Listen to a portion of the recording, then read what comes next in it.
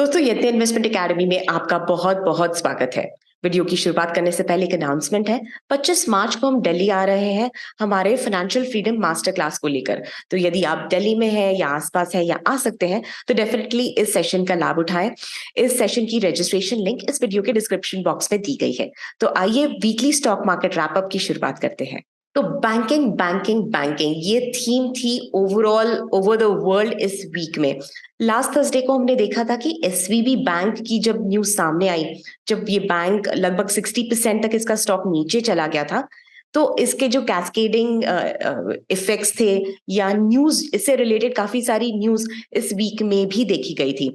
SVB bank के बाद इस वीक के स्टार्टिंग में सिग्नेचर बैंक, जो इसी तरीके की एक बैंक है, उसकी भी न्यूज सामने आई, कोलैप्स की न्यूज सामने आई, जहां पर ये दोनों भी बैंक्स जो थे वो अपने कोर बैंकिंग फंक्शंस को फॉलो नहीं कर रहे थे। कोर बैंकिंग फंक्शंस में जहां पर बैंक्स जनरली डिपॉजिटर्स से पैसे लेते हैं और लेंडर्स को पैसे देते हैं, ये बैंक्स जनरली लेंड नहीं कर रहे थे, यूएस ट्रेजरीज में इन्वेस्ट कर रहे थे, जहां पर फिलहाल बहुत अच्छे रिटर्न्स थे। तो जब डिपॉजिटर्स ने अपने पैसे मांगना स्टार्ट किया तो यहाँ पर अपने इन्वेस्टमेंट्स को बेचकर इनको लॉसेस बुक करने पड़े। यहाँ पर फिर आगे जाके जो यूएस ट्रेजरी सेक्रेटरी है जेनेट येलेन जी, उन्होंने कहा कि कोई federal bail out SVB bank को नहीं मिलेगा। मगर पूरी वर्ल्ड ओवर काफी सारे स्टेप्स ब्रेनस्टॉर्मिंग किया गया कि इसका जो इम्पैक्ट है ओवरऑल द वर्ल्ड, इसको कैसे बचाया जाए। तो एचएसबीसी बैंक की जो यूके ब्रांच है, उन्होंने एसवीबी बैंक यूके ब्रांच को अक्वायर किया नियर £1 में, जहां पर एसेट्स और लाइबिलिटीज यहाँ पर नहीं इंक्लूड किए गए हैं, मगर एसवीबी बैंक के जो यूके कस्टमर्स हैं वो नॉर्मल बैंकिंग फंक्शंस को एचएसबीसी बैंक की मदद से एग्जीक्यूट कर पाएंगे। यहाँ पर यूएस पर ध्यान था तो यूरोप की तरफ फोकस शिफ्ट करना पड़ा, जहां पर जो क्रेडिट स्विस बैंक है उसके रिलेटेड न्यूज सामने आई। क्रेडिट स्विस ऑलरेडी अपने काफी सारे प्रॉब्लम से जूझ रही थी। वहां पर जो इनके बिगेस्ट इन्वेस्टर है सऊदी नेशनल बैंक, उन्होंने कहा कि हम और कैपिटल यहाँ पर इन्फ्यूज नहीं करेंगे, और इसी की वजह से सिर्फ क्रेडिट स्विस का स्टॉक ही नहीं, काफी सारे यूरोपियन बैंक के स्टॉक्स भी नीचे आए। फिर वीक में आगे न्यूज ये भी आई कि जो स्विस नेशनल बैंक है वो अब क्रेडिट स्विस को सपोर्ट करेगी। $54 बिलियन के जो फाइनेंशियल सपोर्ट यहाँ पर क्रेडिट स्विस को यहाँ पर दिया जाएगा। क्रेडिट स्विस का ये इशू चल ही रहा था, फिर से फोकस शिफ्ट हुआ यूएस की तरफ, जहां पर फर्स्ट रिपब्लिक, जो कि एसवीबी बैंक की तरह ही एक बैंक है, इसको एक बेल आउट की जरूरत पड़ी, जहां पर जो 11 लीडिंग बैंक्स है वो सामने आई, जहां पर इन्होंने $30 बिलियन का एक रेस्क्यू पैकेज क्रिएट किया इस बैंक को बचाने के लिए। इसमें जो लीडिंग बैंक्स थे वो थे JP Morgan Chase, bank of America, city group, Wells Fargo, जिन्होंने इंडिविजुअली $5 बिलियन यहाँ पर चिप इन किए। ये सब चल ही रहा था, फिर से एक डेटा पब्लिश हुआ फेड की तरफ से कि सारी बैंक्स ने, जो जनरली सेंट्रल बैंक से बैंक्स बोरो करती हैं, तो यहाँ पर फॉर द वीक एंडिंग 15 मार्च ये फिगर रहा $153 बिलियन। तो जहां पर प्रीवियस वीक में ये नंबर सिर्फ $5 बिलियन था, और अब तक का हाईएस्ट फिगर था $111 बिलियन। तो यहाँ पर $153 बिलियन को बोरो किया गया, जो एक दिखाता है कि ओवरऑल यूएस में एक लिक्विडिटी क्रंच की सिचुएशन नजर आ रही है। और अगर हम इसका इम्पैक्ट इंडियन बैंक्स पर देखें, ये पूरा जो बैंकिंग केओस का इम्पैक्ट अगर इंडिया पर देखें, तो मक्वारी की एक रिपोर्ट सामने आई है जो कह रही है कि जो इंडियन बैंक्स है वो ज्यादा डोमेस्टिकली कॉन्सेंट्रेटेड है, और इसी वजह से ज्यादा इंडियन बैंक्स पर इस सारे केओस का इम्पैक्ट नहीं है।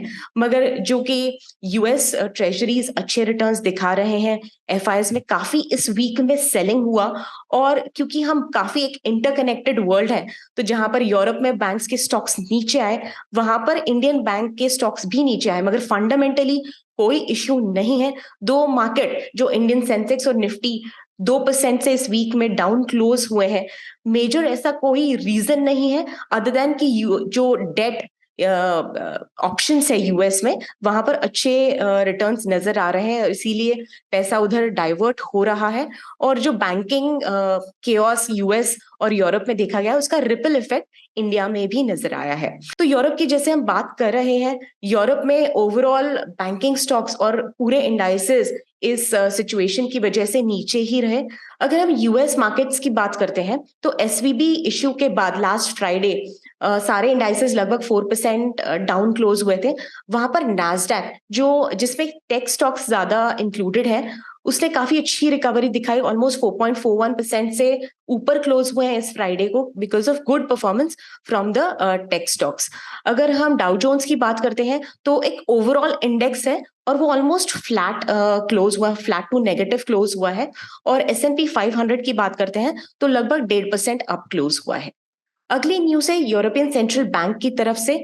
इनका कहना है कि भले ही बैंकिंग से रिलेटेड कियोटिक सिचुएशन है, मगर इन्फ्लेशन से डील करना उतना ही इंपॉर्टेंट है। इन्होंने अपने जो इंटरेस्ट रेट्स हैं उनको 50 बेसिस पॉइंट से बढ़ाया है और अब इनके इंटरेस्ट रेट्स है 3.5%, जो अक्टूबर 2008 से अब तक के हाईएस्ट फिगर्स है। जो क्वांटिटेटिव ईजिंग कोविड के टाइम्स में की गई है, जो रशिया यूक्रेन वॉर का इम्पैक्ट रहा है, गैस सप्लाई इश्यूज रहे हैं, इसी के चलते जो इन्फ्लेशन की सिचुएशन यूरोप में क्रिएट हुई है वो उसको डील करना यहाँ बहुत बहुत जरूरी है और इसी वजह से ये जो रेट हाइक यहाँ पर ली गई है। अब बढ़ेंगे इंडियन इकोनॉमी की ओर। तो फर्स्ट न्यूज है इन्फ्लेशन से रिलेटेड। तो आशिमा गोयल जो कि आरबीआई की मॉनेटरी पॉलिसी कमेटी मेंबर है, उनका कहना है कि इस साल इन्फ्लेशन काफी नीचे आ जाएगा। तो भले ही इन्फ्लेशन यहाँ पर इंडिया में नीचे आता हुआ नजर आ रहा है या आशंका है, मगर आरबीआई है वो फिलहाल रेट कट्स की ओर नहीं जा सकते। जैसे कि हमने कहा कि हम बहुत इंटरकनेक्टेड वर्ल्ड है, जब वेस्टर्न कंट्रीज रेट कट्स की ओर बढ़ेंगे तभी आरबीआई भी अपने रेट कट्स कर सकता है, क्योंकि सिर्फ इन्फ्लेशन को डील करना एक टास्क नहीं है, वहां पर करेंसी डेप्रिसिएशन भी एक रिस्क होता है और इसी वजह से अब फिलहाल रेट कट्स नहीं किए जा सकते जब तक western countries rate cut start ना कर दे। अगली न्यूज है कोल को लेकर। तो पिछले 3 सालों में 25% से जो कोल इंपोर्ट है, अगर हम 3 साल की बात करते हैं तो 25% से कोल इंपोर्ट नीचे आया है। तो डोमेस्टिक प्रोडक्शन बहुत इंक्रीज हुआ है। जो भी कोल स्कैम के बाद इश्यूज थे उनको रिजॉल्व कर डोमेस्टिक सिचुएशन हमारी बेटर है, यहाँ पर प्रोडक्शन में ग्रोथ नजर आ रहा है और इसी वजह से जो इंपोर्ट्स है वो 25% से नीचे आए हैं। अगली न्यूज है सेंट्रल गवर्नमेंट को लेकर, जहां पर सेंट्रल गवर्नमेंट ने कहा है कि हम अब टारगेट सेट करेंगे स्टेट गवर्नमेंट्स के लिए for capex expenditure for financial year 24। तो गवर्नमेंट ये कह रही है कि आपको कंपल्सरीली जो भी सेंट्रल गवर्नमेंट से, जैसे कि हम जानते हैं 10 लाख करोड़ का केपेक्स प्लान है सेंट्रल गवर्नमेंट का और इसका कुछ ऐसा डेफिनेटली स्टेट गवर्नमेंट्स को मिलेगा। तो जो भी एड इनको सेंट्रल गवर्नमेंट की ओर से आ रही है उसको कंपल्सरी आपको केपेक्स के रूप में ही स्पेंड करना होगा। आप लोन वेवर्स नहीं दे सकते हैं, आप दूसरे किसी माध्यम से इसको खर्च नहीं कर सकते हैं। यदि ऐसा किया जाएगा तो इसको इंटरेस्ट फ्री लोन की तरह ट्रीट नहीं किया जाएगा। तो जब केपेक्स पर प्रॉपर तरीके से एक्सपेंडिचर होगा तो लॉन्ग टर्म एसेट्स क्रिएट होंगे, जॉब जनरेशन होगा और अगर हम हैबिट चेंज की बात करते हैं तो अगर लॉन्ग टर्म जॉब्स यहाँ पर क्रिएट होते हैं, एसेट्स बिल्ड होते हैं, तो लोन वेवर्स की भी शायद फ्यूचर में इतनी जरूरत ना पड़े। और इसी डायरेक्शन में स्टेट गवर्नमेंट्स को पुश करते हुए सेंट्रल गवर्नमेंट का ये एक इनिशिएटिव सामने आ रहा है। अब बढ़ेंगे स्टॉक स्पेसिफिक न्यूज की तरफ। तो पहली न्यूज है हिंदुस्तान जिंक को, या गवर्नमेंट को लेकर हम कह सकते हैं। तो गवर्नमेंट ने कहा है कि जो हम डिसइन्वेस्टमेंट टारगेट है हिंदुस्तान जिंक को लेकर, इसको डीले करने वाले हैं। लास्ट वीक में हमने देखा था कि वेदांता का 65% स्टेक है हिंदुस्तान जिंक में, वो अपने स्टेक को 6% से बढ़ाना चाहते हैं, जहां पर गवर्नमेंट भी डिसइन्वेस्टमेंट टारगेट को पूरा करने के लिए अपना स्टेक यहाँ पर कम करने वाली थी। मगर जैसे कि हमने देखा कि वेदांता अपना एक ऐसा यूनिट, ओवरसीज जिंक यूनिट को हिंदुस्तान जिंक के साथ मर्ज करना चाहती थी, जिसके लिए गवर्नमेंट की परमिशन बहुत जरूरी थी। और अगर 6% से यहाँ पर वेदांता का स्टेक बढ़ जाता है तो ऐसी परमिशन की जरूरत नहीं पड़ेगी। और गवर्नमेंट की ये एलिगेशंस थे कि ये जो मर्जर है वो हिंदुस्तान जिंक के लिए प्रॉफिटेबल है कि नहीं, जो एक्विजिशन फिगर्स पुट अप किए गए हैं वो कैसे अराइव किए गए इसके बारे में कोई क्लैरिटी नहीं है। तो इन सारी चीजों को अपोज करते हुए गवर्नमेंट ने ये स्टेप उठाया है कि फिलहाल भले ही डिसइन्वेस्टमेंट टारगेट मिस हो जाए, हिंदुस्तान जिंक में हम डिसइन्वेस्टमेंट फिलहाल नहीं करेंगे। तो it's a good move from the government side to protect the minority stake holders in Hindustan zinc limited. अगली न्यूज है एसी कंप्रेसर्स को लेकर। तो बाय फाइनेंशियल ईयर 28 ये जो हमारे एसी कंप्रेसर्स को हम इंपोर्ट करते हैं, ये इंपोर्ट 15% तक नीचे आ जाएगा। तो काफी हमारी एसी कंप्रेसर्स इंपोर्ट पर डिपेंडेंसी है, मगर जो मेक इन इंडिया इनिशिएटिव है, पीएलआई स्कीम्स को जो बूस्ट दिया जा रहा है, उस वजह से मैन्युफैक्चरिंग को काफी लोकली बूस्ट मिल रहा है। और इसी वजह से ये जो नीड है बाय फाइनेंशियल ईयर 28 15% तक नीचे आ जाएगी। अगली न्यूज है इंडियन केमिकल डिमांड को लेकर। तो ये डिमांड $1,000 बिलियन तक पहुंच सकती है बाय 2040, ऐसा एक मैकेंजी के रिपोर्ट में कहा गया है। तो यहाँ पर ये रिपोर्ट ये भी कह रही है कि Indian chemical industry year on year basis पर 7 to 11% से बढ़ती रहेगी। फिलहाल ये जो मार्केट है वो 170 से लेकर $180 बिलियन का है। तो ये 5 to 6 टाइम्स बढ़ जाएगी बाय 2040। मगर ये भी देखना इक्वली इंपॉर्टेंट रहेगा कि गवर्नमेंट की तरफ से क्या रेगुलेशंस आते हैं पोल्यूशन कंट्रोल को लेकर। ये पोल्यूशन कंट्रोल जो मेजर्स हैं वो चाइनीज गवर्नमेंट ने भी लिए थे, जब वहां पर बहुत केमिकल प्रोडक्शन हो रहा था पोल्यूशन कंट्रोल के एस्पेक्ट में। तो उसी लाइंस पर इंडियन गवर्नमेंट क्या स्टेप्स लेती है, ये भी देखना उतना ही इंपॉर्टेंट रहेगा। अगली न्यूज है वरुण बेवरेजेस को लेकर। तो उन्होंने ये कहा है कि इंडियन सॉफ्ट ड्रिंक मार्केट है वो सिग्निफिकेंटली आने वाले टाइम में ग्रो कर सकता है। तो ये इन्होंने तब कहा है जब कैंपा कोला रिवाइव हो रहा है, रिलायंस कैंपा कोला इस ब्रांड को रिवाइव कर रही है। तो यहाँ पर एक सिचुएशन हमें नजर आती है जहां पर काफी कंपटीशन होगा, प्राइस वॉर होगा। हम जानते हैं कि रिलायंस का डिस्ट्रीब्यूशन चैनल बहुत स्ट्रांग है।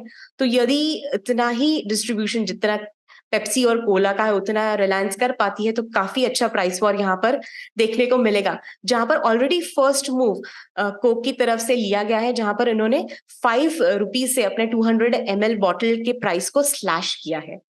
अगली दो न्यूज है टेलीकॉम सेक्टर की ओर से। तो भारती एयरटेल ने जो अपना एक मिनिमम रिचार्ज प्लान है ₹99 का, इसको स्क्रैप कर दिया है 22 सर्कल्स में, और अब इन्होंने ₹155 का एंट्री लेवल प्लान को लॉन्च किया है। तो पहले भी हमने भारती एयरटेल से ये सुना है कि यदि ये इंडस्ट्री एक कंफर्टेबल लेवल पर सरवाइव करना चाहती है, सस्टेनेबल लेवल पर सरवाइव करना चाहती है, तो 300 का एक एवरेज रेवेन्यू पर यूजर से आना बहुत जरूरी है। और इसी को देखते हुए एक स्टेप यहाँ पर भारती एयरटेल से नजर आ रहा है, जहां पर ₹99 का प्लान स्क्रैप कर ₹155 का प्लान यहाँ पर इन्होंने फ्लोट किया है। अगली न्यूज है रिलायंस जियो को लेकर। तो ये न्यू फैमिली प्लान्स लेकर आ रहे हैं पोस्ट पेड सेगमेंट में। तो हमने देखा है कि रिलायंस जनरली प्रीपेड सेगमेंट में कॉन्सेंट्रेटेड है, भारती एयरटेल पोस्टपेड सेगमेंट में कॉन्सेंट्रेटेड है। और पोस्टपेड सेगमेंट की वजह से जो एवरेज रेवेन्यू है भारती एयरटेल का वो अच्छा है, और इसी वजह से रिलायंस भी अब अपना मार्केट शेयर प्राप्त करने के लिए ये नए प्लान्स यहाँ पर फ्लोट कर रही है। अगली न्यूज है ईवीज को लेकर। तो यहाँ पर वोल्क्सवैगन जो है वो अगले 5 सालों में $193 बिलियन इन्वेस्ट करना चाहते हैं बैटरीज को अफोर्डेबल बनाने के लिए। तो जैसे कि हम जानते हैं कि यदि ईवीज को आईसी इंजन से प्राइस के मामले में कॉम्पिटिटिव होना होगा, तो बैटरीज की कॉस्ट नीचे आना बहुत जरूरी है। और यहाँ पर वोल्क्सवैगन की तरफ से ये मूव दिखाई दे रहा है। अगले 5 सालों में जो भी वोल्क्सवैगन का एक्सपेंडिचर होगा, उसमें से 2/3 सिर्फ बैटरीज के लिए और डिजिटाइजेशन के लिए एलोकेटेड होगा। इनका ये भी कहना है कि एक ईवी का एटमॉस्फेयर हम अगले 5 सालों में देखेंगे, और उसी लाइन से भले ही 5 सालों का प्लान है, मगर सेंटिमेंट को देखकर ही एक्सपेंडिचर किया जाएगा। अगली न्यूज है सीमेंट स्टॉक्स को लेकर। तो इस वीक सीमेंट स्टॉक्स काफी अप रहे। प्रॉफिट्स जो है, ऐसा कहा जा रहा है कि Q4 में प्रॉफिट सिक्वेंशियली 18 to 22% ऊपर रहेंगे। तो रॉ मटेरियल प्राइसेस नीचे आए हैं, और हम ऑलरेडी जानते हैं कि केपेक्स का जो इंडियन गवर्नमेंट का टारगेट है, उसको देखते हुए इस सेक्टर को काफी बूस्ट मिला है। तो इन दो फैक्टर्स की वजह से ये प्रॉफिट्स ऊपर जा सकते हैं। अगली न्यूज जुबिलियंट फूड वर्क्स को लेकर है। तो ये अपना जो पॉपॉइज ब्रांड है उसके द्वारा अगले 5 सालों में 250 रेस्टोरेंट्स लेकर आना चाहते हैं। कोविड के बाद काफी डाइन इन एक्सपीरियंस लोगों को चाहिए, जहां पर हम जानते हैं कि Domino's basically is not a dining experience, और पैरेलली जो क्विक सर्विस रेस्टोरेंट्स है वहां से भी काफी कंपटीशन इनको फेस करना पड़ रहा है। और इसी को एक अपने ऑफरिंग्स को बढ़ाने के लिए ये मूव जुबिलियंट फूड वर्क्स की तरफ से आया है। आशा है कि इसके द्वारा इनका टॉप लाइन और प्रॉफिट्स में, मार्जिन्स में भी इंप्रूवमेंट होगा।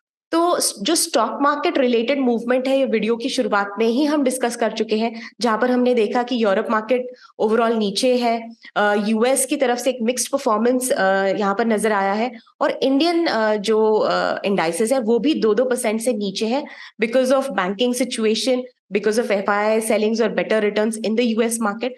इस सिचुएशन में जहां पर मार्केट नीचे है, बैंकिंग में कियोटिक सिचुएशन है, वहां पे एक रिटेल इन्वेस्टर को किस तरीके से बिहेव करना चाहिए, यदि आप इसको समझना चाहते हैं, यदि आप अपने बेसिक कैरेक्टर में इस चीज को इम्बाइब करना चाहते हैं, तो मैं रेकमेंड करूंगी कि 14 मार्च का जो stock market wrap up section Parimal ji ने अपने चैनल पर कवर किया, उसको डेफिनेटली देखिए।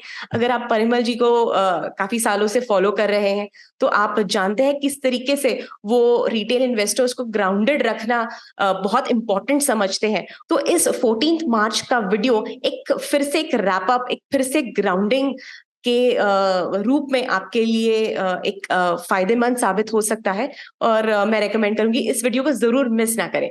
तो this was all on the stock market weekly wrap up section from my side. ऐसे ही किसी और वीडियो में मिलेंगे, तब तक के लिए हैप्पी इन्वेस्टिंग।